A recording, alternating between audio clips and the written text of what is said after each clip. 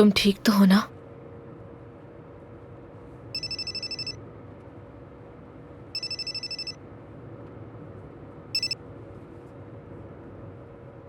जी कहें उमर भाई।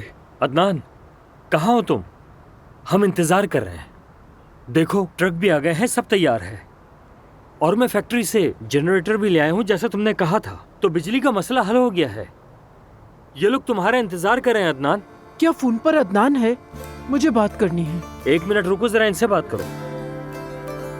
अदनान बेटा, तुम जानते हो ना कि उन लोगों ने हमारी बिजली काट दी है, मगर तुम्हारी बदौलत बेटा हमें बिजली मिल गई है। तुम जल्दी से आ जाओ ताकि तुम्हें देखकर हमारे दिल भी रोशन हो जाए।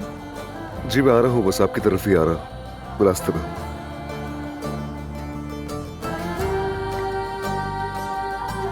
लगता है तुम हमारे मोहल्ले में बहुत मशहूर हो गए हो।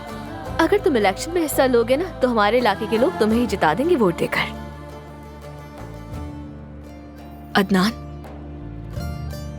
तुम मुस्कुराते हो तो मुझे सुकून मिलता है।